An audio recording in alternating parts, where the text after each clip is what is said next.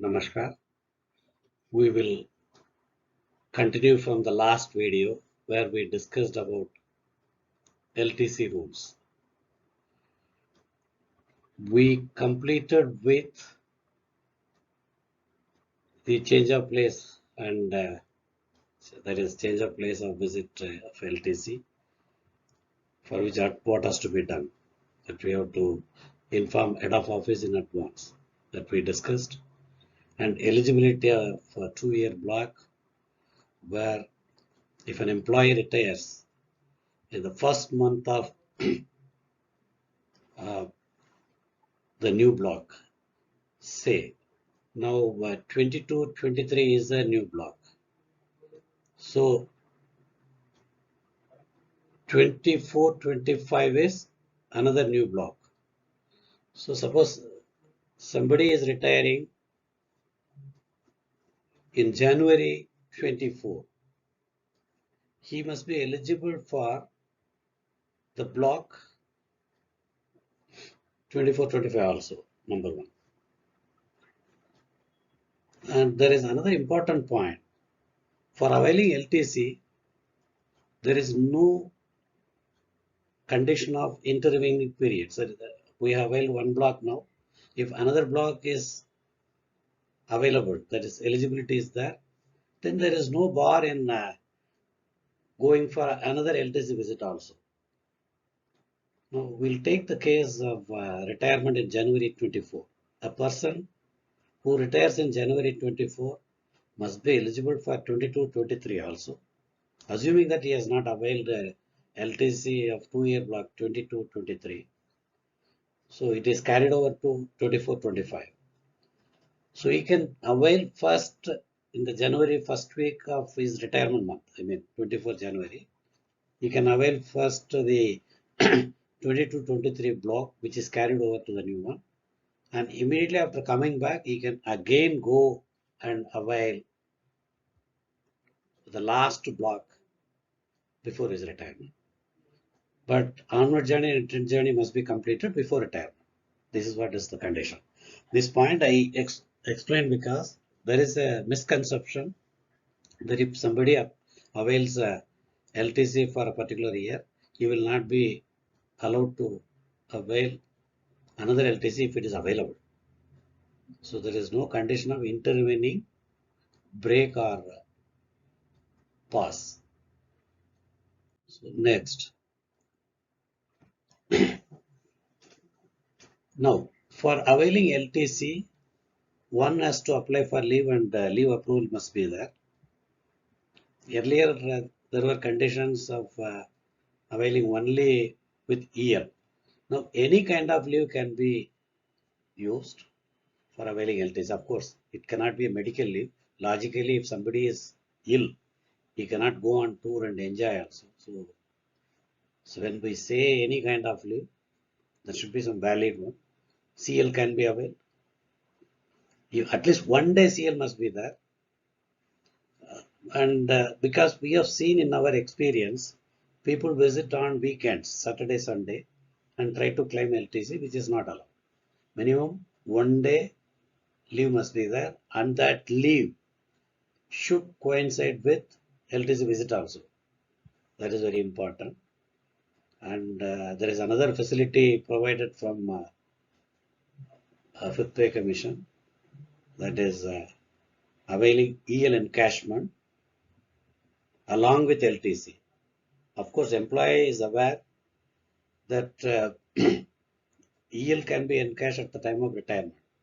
Of course, during the service also, along with LTC, one can avail EL encashment of a maximum of 10 days at one time.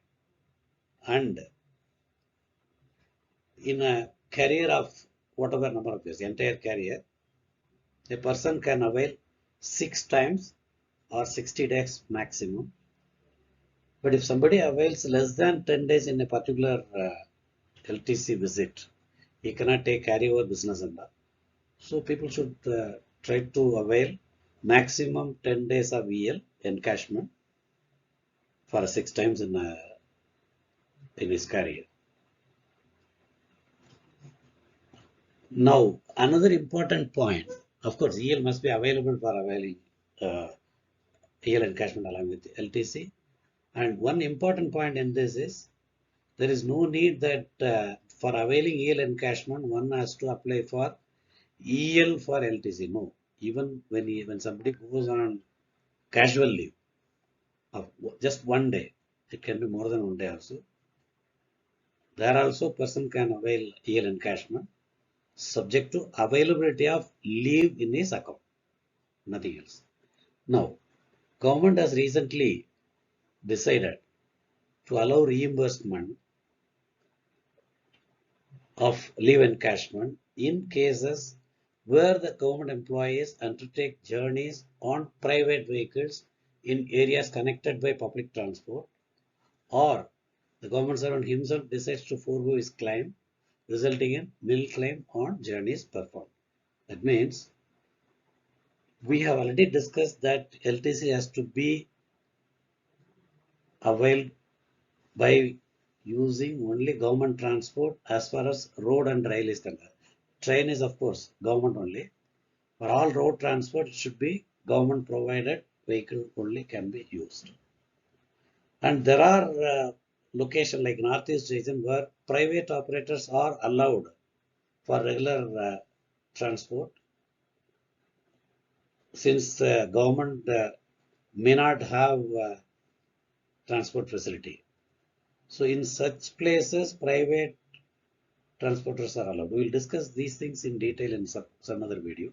But here the point is, if somebody becomes ineligible by his travel by private transport, private vehicle or whatever it is, still he can avail yield encashment, indicating all those things. He should have the conditions are he should have informed office in advance about his LTC, and